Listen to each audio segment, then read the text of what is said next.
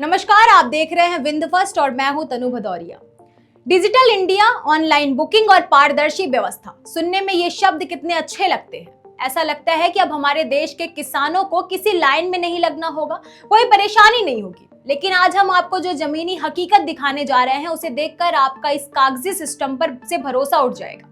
क्या आप सोच सकते हैं कि ऑनलाइन स्लॉट बुक होने के बाद, सरकारी नियमों के तहत पर्ची होने के बावजूद, एक किसान को 60 किलोमीटर दूर सफर तय करने के बाद भी खाली हाथ लौटना पड़े? जी हाँ, यह हैरान करने वाली और झकझोर देने वाली खबर आई है मध्य प्रदेश के रीवा से। मामला रीवा जिले के हुजूर तहसील के ग्राम अमिर्ती का है।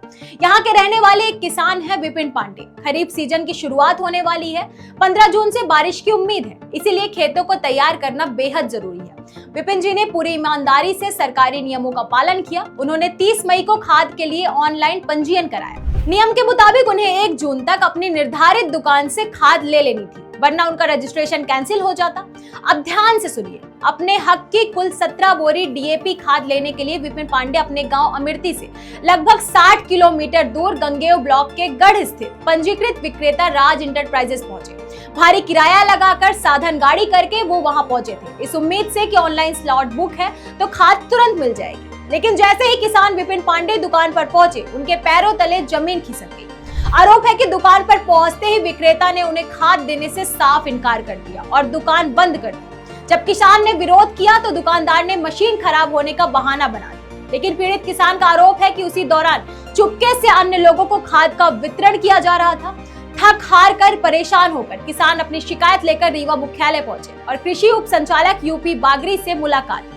हैरान करने वाली बात देखिए, सिर्फ विपिन पांडे ही नहीं बल्कि उनकी पत्नी सुभज्ञा पांडे के नाम पर भी स्लॉट बुक था। लेकिन सिस्टम की मनमानी के आगे ऑनलाइन बुकिंग की वो पर्ची महज एक रद्दी का टुकड़ा बनकर रह गई। यह कहानी सिर्फ एक विपिन पांडे की नहीं है। रीवा और उसके आसपास के तमाम इलाकों के किसानों में अब चिंता और गुस्सा दोनों बढ़ रहा है। खरीफ की बुआई का समय बिल्कुल नजदीक है। अगर समय पर खाद नहीं मिली तो पूरी फसल प्रभावित होगी। पिछले रबी सीजन में भी इन किसानों को खाद के लिए दिन रात लंबी मशक्कत करनी पड़ी थी और अब खरीफ सीजन की शुरुआत में ही कालाबाजारी और दुकानदारों की मनमानी के संकेत मिलने लगे हैं। क्षेत्र के किसानों का सीधा आरोप है कि पंजीकृत खाद विक्रेता ऑनलाइन बुकिंग वाले किसानों को जानबूझकर परेशान कर रहे हैं ताकि इसी खाद को ऊंचे दामों पर दूसरे रास्तों से यानी कालाबाजारी के जरिए बेचा जा सके।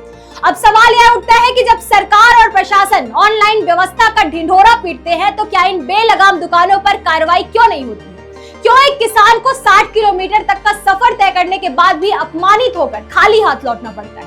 किसानों ने प्रशासन से मामले की निष्पक्ष जांच करने और दोषियों के खिलाफ सख्त कार्रवाई की मांग की है। हम भी प्रशासन से सवाल पूछते हैं कि आखिर कब तक देश का अन्नदाता इस तरह सिस्टम की कमियां और कालाबाजारी का शिकार होता रहे?